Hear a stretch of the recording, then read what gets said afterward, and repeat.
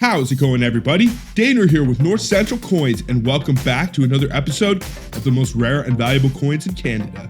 Today we're going to be discussing one of the rarest nickels of all time that you probably had no idea even existed.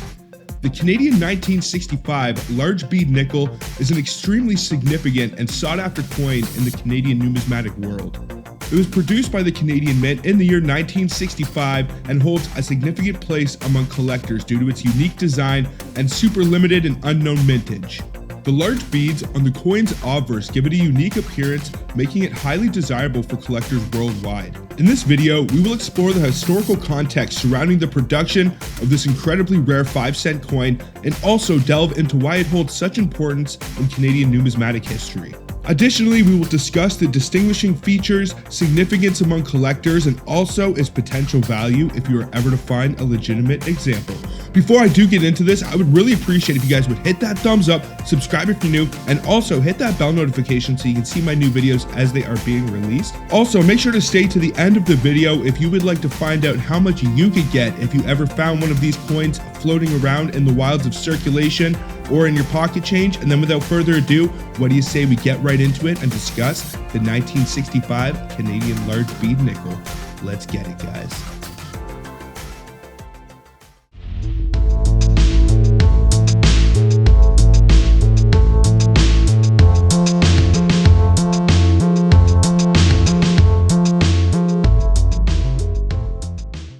The 1965 large bead 5-cent piece was first discovered by Jerry Kennison of Vancouver, Washington in the year 1996. This story was written about in Canadian Coin News more than a decade ago, where it referred to the coin as the large bead / detached jewel variant. That article also discussed the many variations between the 1965 5-cent coins with small and large beads. To understand the emergence of the Canadian 1965 large bead nickel, we first need to take a trip back in time to the mid-1960s. Prior to 1963, Canadian nickels had a 12-sided shape, commonly referred to as a dodecagon. However, in 1963, the Royal Canadian Mint made the decision to transition towards a round-shaped nickel, resulting in the coins that we see today. Originally, Canadian 5-cent pieces were small and composed of silver. They are commonly referred to as fish scales, but when Canada switched to the large nickel, the larger Canadian 5-cent pieces produced after the year 1922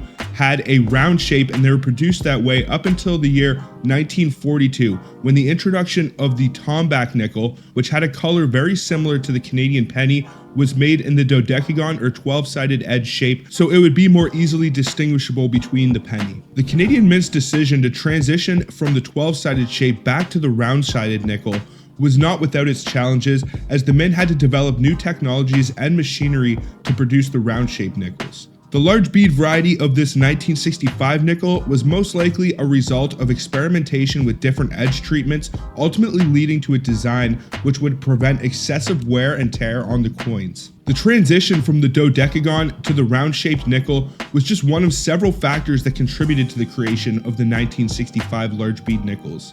When changing the coin's shape, the Royal Canadian Mint had to replace the existing dies used in the production process. This changeover presented an opportunity for an error to occur during the manufacturing phase. Though the 1963 Canadian nickels aren't super notorious for errors, they can have machine doubling and some other minor errors, but the 1964 extra waterline nickel must be one of the most infamous Canadian coin varieties of the last 50 years, but this ultimately proves that it must have been a difficult time at the Mint because of the many changes and difficulties in production. Usually that means valuable error coins will follow. Now let's get into how to identify the Canadian 1965 large bead nickel. The defining characteristic lies in the number of beads that encircle the rim of the coin. The large bead nickel will contain 138 beads, whereas the small bead nickel will only have 119 beads. You would think that this would actually make it easy for collectors and enthusiasts to differentiate between the two variants, but it can actually be much more difficult than one would think.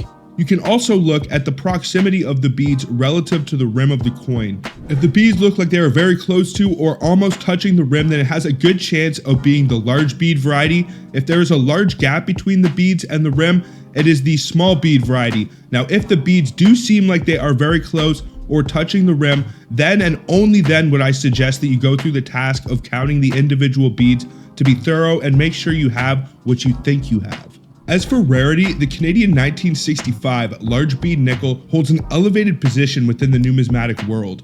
While collecting coins with errors is not unheard of, the occurrence of large bead nickels is believed to be extremely uncommon. This rarity, also combined with its unique history and distinctive design, contributes to its desirability among collectors and often makes it a prized piece in any collection. Now, I have found many rare coins and nickels in my searches and hunts over the years, and still this is one of my bucket listers, and it would definitely be a thrill to find such a prestigious and valuable coin variety in the wilds of circulation. Now, all of this being said, what do you say we get into the potential values for this incredibly rare Canadian 5-cent piece if you were ever to stumble upon one in your pocket change or coin roll hunting? First, we'll get into the low-end values because this can actually be a super valuable nickel even if you find one that is beat up and been put through the meat grinder. Now, this coin is actually not given a book value for low-grade examples, but I would say if you extrapolate downwards, it's probably worth anywhere from $20 to $50. If you find one that's all beat up and worn and been put through the meat grinder, people want these things and you don't stumble across them too often. So even if you find one that is in terrible condition in a coin roll hunt, you will still be able to make some decent money. Maybe even $100 depending on how bad the person wants the coin. Now, it can be worth around $490 for a VF20 example, $1,240 for an AU50, and as we start to get into the MS range, it's worth around $1,630 for an MS60, $2,910 for an MS63, and this bad boy can be worth all the way up to $5,200 for an MS65 example. If you were ever to find one and it's scored or graded any higher, you can be sure to see some massive price jumps. We could easily be talking a $10,000 nickel. In the year 2023, your best chance of probably finding one of these in a high mint state is to open an uncirculated roll of 1965s. Sometimes they'll sell uncirculated rolls at coin shops. My buddy actually bought an uncirculated roll of 1964 nickels for around $20. So if you're able to cherry pick a rollout and it had any of these large beads, then you can make some really good money. But more than likely, if you did buy a 1965 uncirculated roll, all of the nickels inside would have the large beads,